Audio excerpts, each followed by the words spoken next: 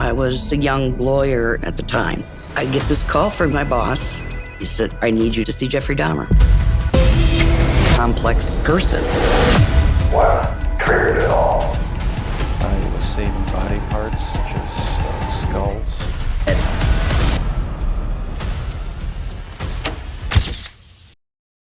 The true crime genre forces us to confront uncomfortable truths, not just about the criminals who commit unthinkable acts, but about the societies that enable them.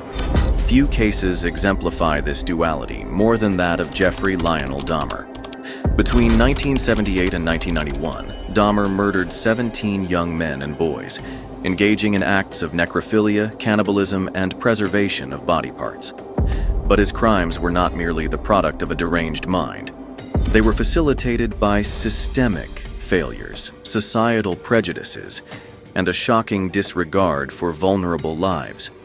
This documentary seeks not to sensationalize Dahmer's atrocities, but to dissect the layers of his psychology, the institutional oversights that allowed his spree to continue, and the enduring lessons his case offers. This is not just a story about a killer. It's a story about how prejudice, bureaucracy, and indifference can conspire to create a monster and leave victims in the shadows.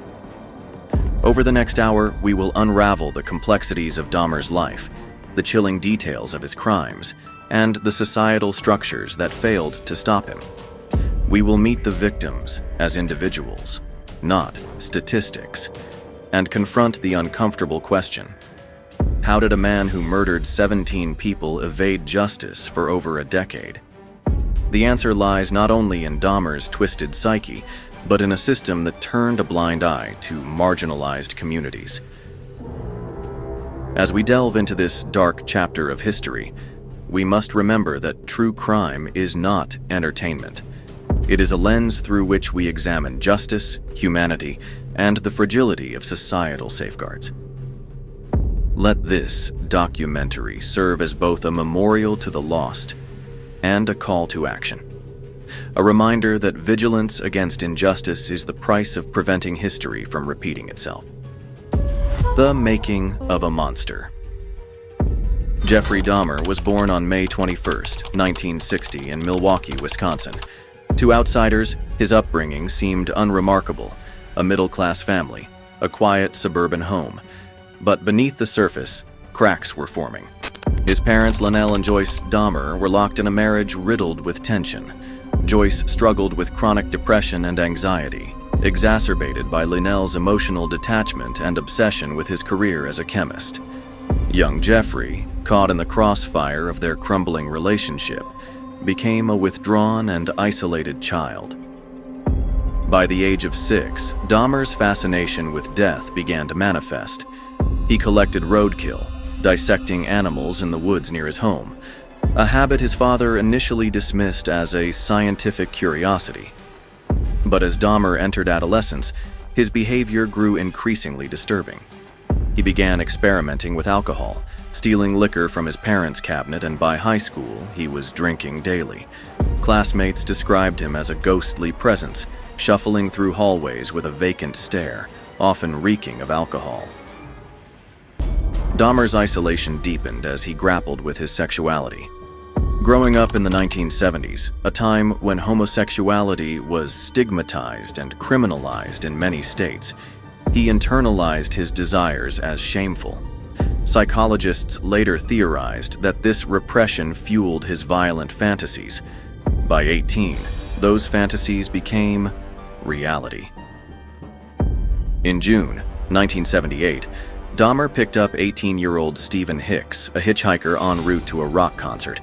After hours of drinking at the Dahmer family home, a struggle ensued. Dahmer bludgeoned Hicks to death with a barbell, dismembered his body, and buried the remains in the backyard. It was his first murder, a horrific act that went undetected for years. When Lionel and Joyce divorced shortly after, the family home was sold, and Dahmer's secret was buried with it. This marked the beginning of Dahmer's descent into depravity. Over the next decade, his urges would escalate, his methods would refine, and the system's failures would multiply. A pattern of neglect. Dahmer's crimes escalated in the 1980s, targeting primarily Black, Latino, and LGBTQ+ men in Milwaukee's marginalized neighborhoods. Yet police repeatedly overlooked glaring red flags. Time and again, victims' families reported disappearances, only to be met with indifference.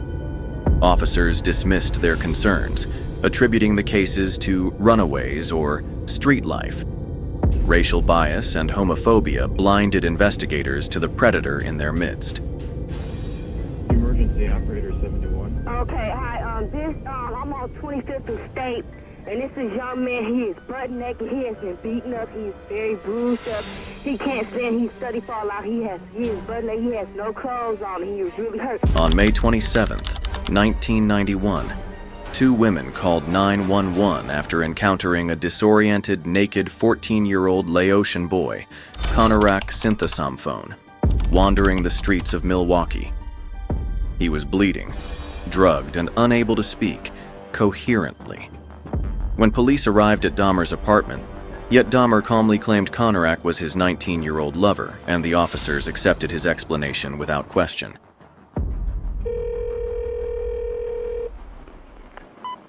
This is Officer Balsarak. I'm returning your call. Yeah, there was a squad car, number 68, that was flagged down earlier this evening, about 15 minutes ago. That was me. What happened? Was anything done about the situation? You need the names or information or anything from us? No, not at all. You don't? No, it was an intoxicated boyfriend of another boyfriend. Well, how old was this child? It wasn't a child, it was an adult. Are you positive? Because my daughter, seen him in the street, catching earthworms and stuff. Yeah, no, he's, it's all taken care of, ma'am. Yeah, but are you sure? Ma'am, I can't make it any more clear. It's all taken care of. He's with his boyfriend in his boyfriend's apartment. But what if he's a child and not an adult? Are you positive this is an adult? Ma'am, like I explained to you, it's all taken care of. It's as positive as I can be. I can't do anything about somebody's sexual preferences in life. Well, no, I'm not saying nothing about that, but it appeared to be a child. This is my concern. No, he's not, okay? It's a boyfriend thing, and he's got pictures of himself and his boyfriend and so forth. Oh, I see. Okay? Okay. I'm just, The officers returned Konarak to Dahmer, who killed him hours later. An internal investigation later revealed that the officers had not even checked Dahmer's name against a database. A search would have flagged his recent conviction for sexually assaulting a 13-year-old boy, Konarak's own brother. The incident was not an anomaly, but part of a pattern of institutional neglect. An interview with a civil rights attorney. The police department's culture, at the time, was steeped in racism and homophobia. Victims of color and LGBTQ+ individuals were seen as less deserving of protection. Dahmer exploited that bias intentionally. He knew they wouldn't be missed. Prior complaints about Dahmer's apartment, stenches, screams, and suspicious behavior were similarly dismissed. In one instance, a neighbor reported seeing a blood-soaked mattress in the dumpster. Police wrote it off as college pranks. These were not mere oversights, they were systemic failures rooted in prejudice. Names, not numbers. Behind Dahmer's notoriety are 17 lives cut short. Sons, brothers, dreamers. Their stories deserve to be told. Stephen Hicks, 18. A hitchhiker with a passion for music. His family described him as a free spirit who dreamed of traveling the world. James Doxtator, 14.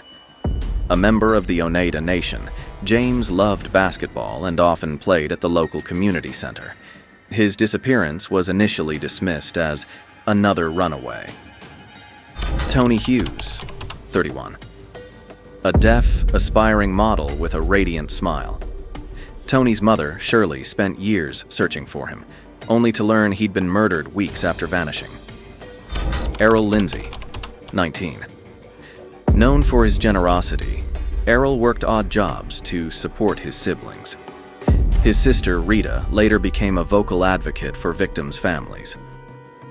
Tracy Edwards, a survivor, said, "At that moment, what do you do?" First, I feel fear, then I ask them what's going on. This is not necessary, to pull a knife on me. Are you afraid? Yes. Do you have any reason to know why he did that? None whatsoever. He had pictures of dead people on the wall. I thought I was next. When I saw that door, I ran like hell. Dahmer preyed on those society had cast aside: men of color, gay men, sex workers. Their marginalization made them easy targets. Their disappearances met with apathy. Many victims' families faced further trauma when their loved ones were posthumously outed as gay, a stigma in their communities. He offered my brother a beer. He went to the refrigerator, opened up the beer, and put the sleeping portion in the beer and gave it to my brother. My brother drank the beer and passed out. While my brother was out, he was trying to do some type of experiment on him. Errol Lindsay's sister, Rita, in an interview. Errol was more than a victim. He was a person. He loved to cook, to make people laugh. The world reduced him to a headline, but to us, he was everything. Arrest, trial, and confession. Dahmer's reign of terror ended on July 22, 1991, when Tracy Edwards, a 32-year-old black man, escaped his apartment and flagged down police. Edwards, visibly traumatized, led officers back to Dahmer's residence. What they discovered inside defied comprehension: rotting body parts in freezers, a vat of acid dissolving remains, and a shrine of skulls and bones. Polaroid photos documented Dahmer's atrocities, leaving no doubt about his guilt. Dahmer confessed to 17 murders with chilling detachment. Your Honor, it is over now. This has never been a case of trying to get free. I didn't ever want freedom. Frankly, I wanted death for myself. At trial, his defense team argued he was legally insane, but psychiatrists testified that he understood the moral wrongfulness of his acts. Expert, a hypothetical question. And 3, rendering expert opinion on the basis of what he feels relative to the conduct of Jeffrey Dahmer. On February 15, 1992, he was sentenced to 15 consecutive life terms. A technicality in Wisconsin law spared him the death penalty. That is owed to this community in order to protect the community, as well as acknowledgement of the seriousness of the offenses. Those are the reasons. The sentence, of course, is to the state prison system. One thing I didn't provide: all of these sentences are consecutive to the time he's presently serving. Dahmer said 1994 in a prison interview. Obsessive desires and thoughts wanting to control them, to, I don't know how to put it, possess them permanently. And that's why you killed them. Right. Not because I was angry with them, not because I hated them, but because I wanted to keep them with me. I wanted complete control. I didn't want them to leave. I knew it was wrong, but I couldn't stop. The trial exposed more than Dahmer's guilt. It laid bare the incompetence of law enforcement. Officers involved in the Konarak case were fired, but later reinstated with back pay. For the victims' families, it was salt in the wound. Failures of the system. Dahmer's case is a damning indictment of institutional failure. From childhood to incarceration, the system missed countless opportunities to intervene. Childhood red flags. Ignored. Teachers noted Dahmer's isolation and violent drawings, but no mental health evaluations were ordered. Military discharge. Dahmer was kicked out of the Army for alcoholism, yet no follow-up care was provided. Probation. Oversight. after a 1988 conviction for molesting a 13-year-old boy. Dahmer's parole officer never visited his apartment. Police bias. The Conorak incident highlighted homophobia and racism. Officers joked about boyfriends quarreling in their report. Interview with a criminologist. Dahmer wasn't a mastermind. He was enabled by a society that devalued his victims. If even one officer had taken those complaints seriously, lives could have been saved. The Milwaukee PD later adopted reforms, including LGBTQ+ sensitivity training, but for many, the changes came too late. The victims' families filed an $850 million lawsuit against the city, settling for a fraction of that amount. No sum could compensate for their loss. The mind of a monster. I was saving body parts such as skulls and skeletons. Psychologists diagnosed Dahmer with borderline personality disorder, schizotypal traits, and necrophilia. But what drove him? Interviews and journals reveal a man tormented by loneliness and a pathological fear of abandonment. Dahmer's fantasies centered on control. He drugged victims, drilled holes into their skulls, and poured acid into their brains in attempts to create zombies, compliant companions who would never leave. Alcohol addiction lowered his inhibitions, allowing him to act on impulses he'd harbored since adolescence. Commentary of a forensic psychiatrist. Materials or things, and they're either bothered by that or act on it. That's the paraphilia of fetishism. And all the paraphilias are the same. He lacked empathy but craved connection, a paradox. His acts were less about sexual gratification than a twisted desire to possess his victims entirely. He kept body parts as trophies to relive the killings. Yet Dahmer's self-awareness complicates the narrative.